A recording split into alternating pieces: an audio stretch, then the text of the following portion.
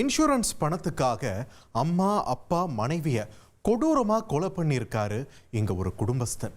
50 கோடி ரூபாய் காப்பீடு, 3 உயிர்களை காவு வாங்கிய பின்னணி என்ன?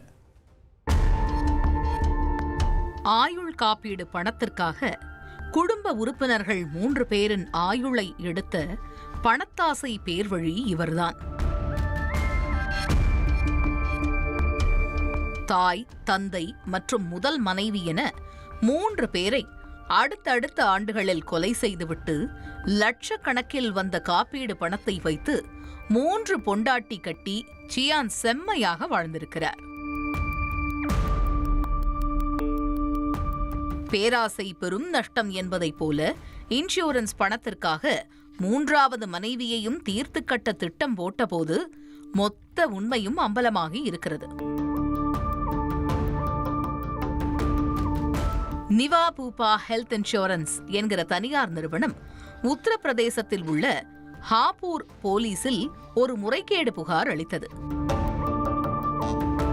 அதில் சாலை விபத்தில் ஏற்பட்ட ஒருவரின் மரணம் உண்மையில் விபத்து அல்ல, 50 கோடி ரூபாய் காப்பீட்டுத் தொகையை அபகரிக்க நன்கு திட்டமிடப்பட்ட சதி என்று குறிப்பிடப்பட்டிருந்தது. விபத்தில் இறந்ததாக சொல்லப்படும் நபர் முகேஷ் சிங்கால். இவர் கடந்த ஆண்டு மார்ச் 27ஆம் தேதியன்று பைக்கில் கர்கங்காவில் இருந்து வீடு திரும்பிய போது விபத்து ஏற்பட்டு இறந்ததாக சொல்லப்படுகிறது. முகேஷ் சிங்கால் இறப்பதற்கு முன்பு Niva Bupa, Aditya Birla, Bajaj Allianz, HDFC Ergo, Max Life, Tata AIG மற்றும் டாடா AIA உள்ளிட்ட பல காப்பீட்டு நிறுவனங்களில் பாலிசிதாரராக இருந்திருக்கிறார். அதன் தோராய காப்பீட்டுத் தொகை ரூபாய் 50 கோடி இருக்கும். தற்பொழுது அந்த காப்பீட்டுத் தொகையை பெறுவதற்காக இறந்தவரின் மகன் விஷால் சிங்கால் என்பவர் இன்சூரன்ஸ் நிறுவனத்தில் விண்ணப்பித்துள்ளார்.